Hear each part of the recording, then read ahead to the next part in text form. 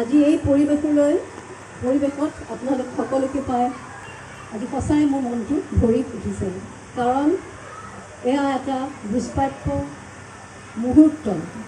কাৰণ মোৰ মৰমৰ ছাত্ৰী মৈত্ৰীয়ে হৈ যোৱাৰ দৰে আপোনালোকৰ বেছি বহুতেই হয়তো এই মুহূৰ্তবোৰ শৈশৱত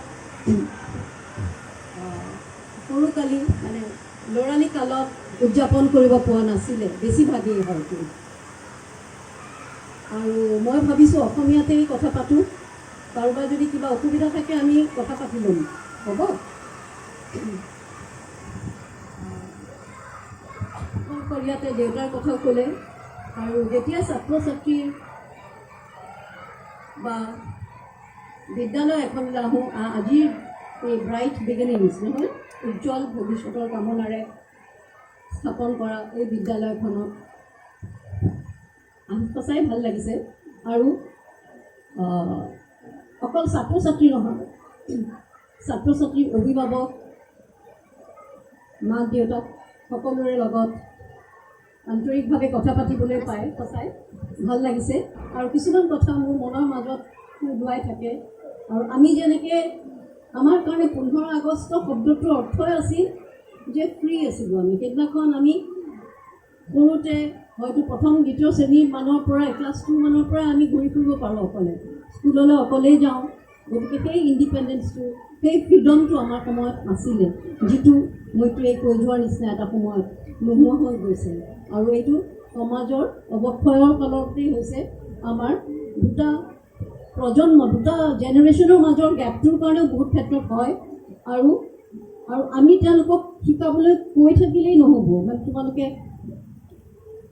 ল'ৰা ছোৱালীক শিকাম, এইটো শিকাব লাগে, সেইটো শিকাব লাগে কৈ থাকিলেই নহ'ব। আমি নিজেও তাৰ উদাহৰণ হ'ব লাগে। কাৰণ এই অনুভৱটো কিয় কৈছোঁ, মই নিজৰ ল'ৰালি কালত আন এটা অভিজ্ঞতাৰ সন্মুখীন হৈছিলোঁ। সেইটো হৈছিল দেউতাই প্ৰাথমিক বিদ্যালয়ৰ কাৰণে ল'ৰা ছোৱালীৰ কাৰণে কিতাপ লিখিছিল। কিতাপ মানে পাঠ্যপুথি ৰচনা কৰিছিল। আপোনালোকৰ হয়তো বহুতেই পঢ়িছে বা আপোনালোকে ঠিক নাপাবও পাৰে, তাৰ আগৰ প্ৰজন্মটোৱে পাইছে। কুঁহিপাঠ বুলি এটা মনত আছে, জুবিনে 2-এটা গানো গাইছে তাৰে। কি আছিলে? কুঁহিপাত কুমলীয়া গছৰ আগত, কুঁহিপাত কুমলীয়া আমাৰ হাতত। সেইটো দেউতাই লিখা, আৰু সেইবোৰ মনত আছে দেউতাই লিখা। কুঁহিপাত আৰু কুঁহিপাঠ দুটাৰ অৰ্থ। কুঁহিপাত কুমলীয়া গছৰ। সেই সময়ত কিন্তু দেউতাই অকল নিজৰ মন গ'ল কবিতা কিবা কিবি অ আ ক খ লিখি পেলোৱা নাই। গোটেইখিনি মই এইকাৰণেই কৈছোঁ যে শিক্ষাৰ লগত কেনেকৈ লাহে লাহে মোৰো ভাৱটো আহিছিল যে এনেকৈ শিকাব লাগে বা তেনেকৈ। মইতো লিখি নাপালোঁ কেতিয়াও, পাঠ্যপুথি কি একো লিখাই নাই তেনেকৈ লিখিছোঁ।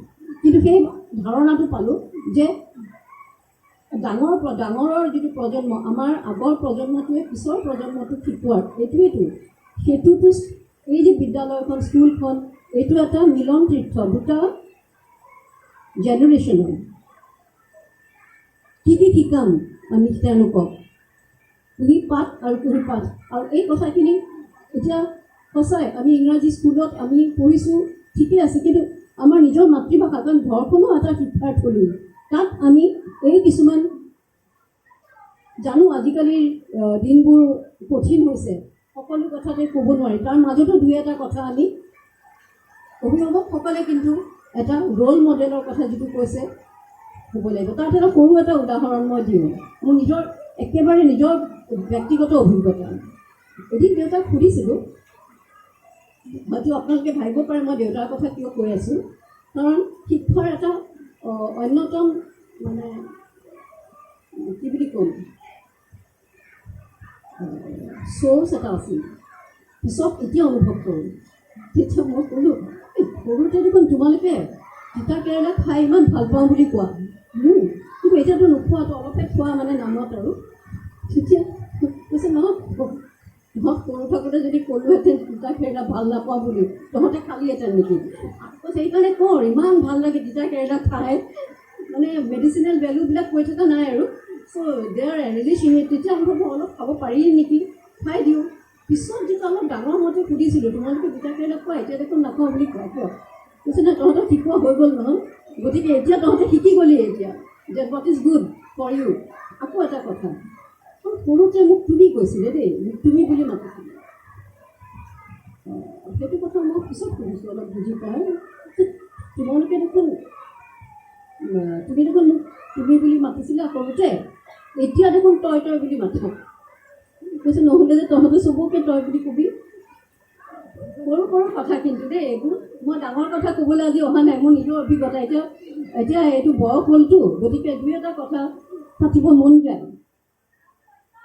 এতিয়া এই 3 বৰ্ণীয়া জাতীয় পতাকাখন দেখি কবিতালৈ মনত পৰিছে, যিটো কবিতা বোধ কৰোঁ অসমীয়া ভাষাত লিখা আটাইতকৈ সহজ সৰল শিশু মনৰ সৰু ল'ৰা ছোৱালী এটা, সৰু অকণমানি এটাই গোটেই ৰাষ্ট্ৰ দেশৰ কথা বুজি নাপায়, কিন্তু তাৰ যিটো এচেঞ্চ, তাৰ ভিতৰৰ ৰসটো, ভিতৰৰ মূল ভাৱটো কিন্তু বুজি পায়। হয়তো বহুতেই জানে কবিতাটো কি আছিল, জানেনে কোনোবাই? হা, মনত আছে? কাৰ আছে? আহা, ময়ো ক্লাছ ল'লোঁ নেকি। বেমাৰটো এইবিলাক, আৰু শিক্ষকসকলে ভালকৈ জানে ন, এইটো আহিয়ে যায়। মনত আছে? এইখন ৰেডিঅ' ষ্টেচনতে দেউতাৰ কিবা এটা কওঁতে মনত আছে? অঁ আছে, ল'ৰাকো শিকাইছোঁ বাৰু, ল'ৰাকো শিকাইছোঁ বাৰু। আৰু এটা মাইক, তিনি বৰলীয়া জাতীয় পতাকা নীল আকাশত উৰি